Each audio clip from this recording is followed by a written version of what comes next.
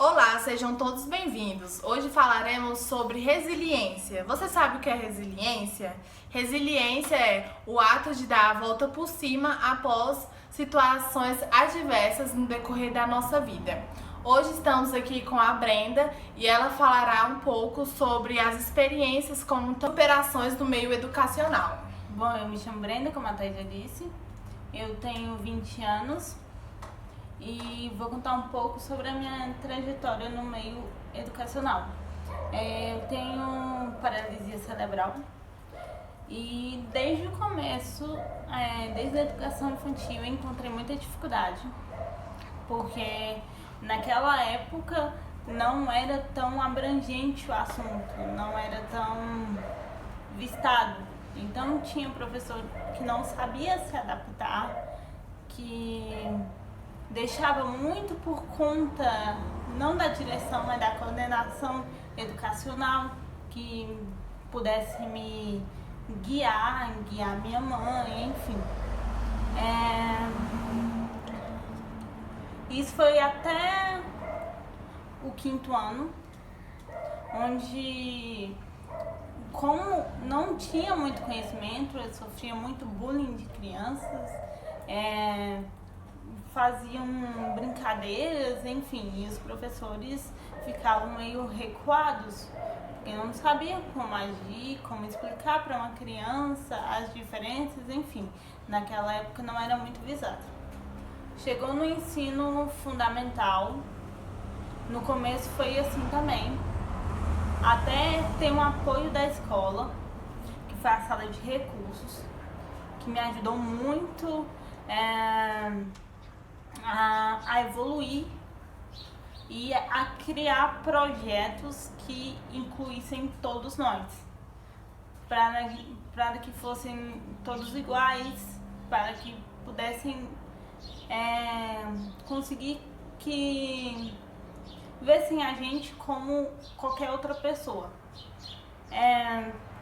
Eu fiquei na sala de recursos 4 anos e nesse meio, enfim, tinha pessoas que duvidavam que por eu ter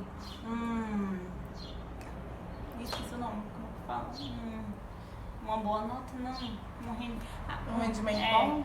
Um rendimento escolar bom era porque me davam resposta, eram porque faziam um trabalho para mim.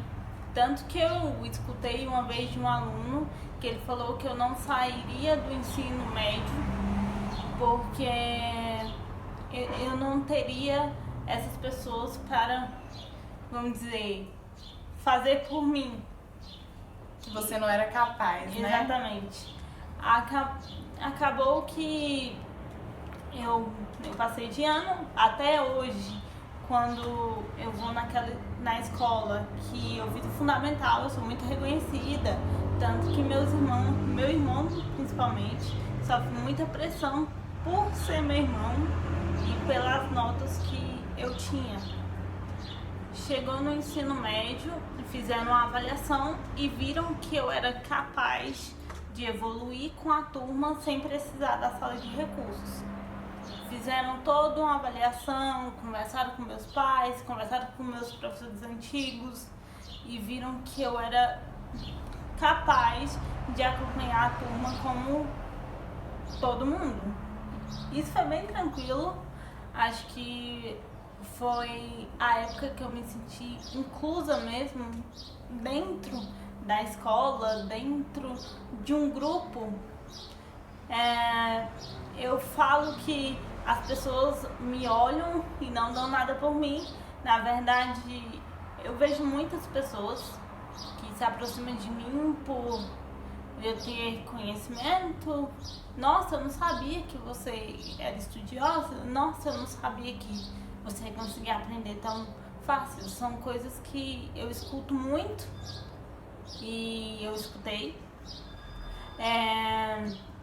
Ano passado eu entrei na UNB e no curso de farmácia, que foi uma experiência que eu já tinha tido antes dentro de um hospital que eu trabalhei, então era uma coisa que eu tinha vontade de fazer.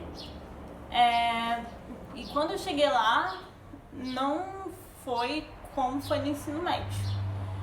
Não tem infraestrutura. A UNB, por mais que ela fale que ela é inclusiva, na verdade não é, pois eu ouvi de professores que eles não tinham preparamento para me colocar, me encaixar dentro da sala de aula, para me conseguir dar conteúdo. Inclusive um professor de experimento disse para mim que se eu quisesse eu poderia colocar minha conta em risco e fazer em casa para não perder essa aula prática. E foram assim em várias aulas. Eu procurei o conselho que ajuda pessoas com deficiência dentro da UNB. Eles tiveram uma reunião, segundo eles, mas que não melhorou nada. Acabei desanimando porque é distante da minha casa, perdia muita aula, chegava às provas eu não conseguia fazer porque como eu não estava presente eu não conseguia pegar o material e eles também não ofereciam material. Eles simplesmente colocavam, se você quiser aprender, é isso e aquilo. Nunca se esforçaram para me ajudar. E chegou uma época, assim, acho que faltando um mês e meio pro vestibular da UNB, eu decidi largar tudo e tentar outra faculdade e que fosse mais inclusiva e até para mobilidade ser mais perto de casa. Foi aí que eu conheci a Fono, que é na FCE, que é na Ceilândia.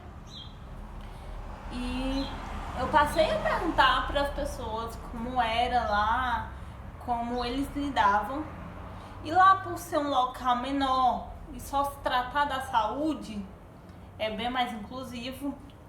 Tem rampas, é uma coisa que dificilmente tinha no Central, que é o Darcy Ribeiro. Elevador, que é uma coisa que não tinha no Darcy Ribeiro. E quando você chegava a perguntar para alguém onde tinha um elevador, eles não sabiam informar. Ou então estava quebrado, eu tinha que subir as escadas, sempre tinha que ter alguém para me ajudar.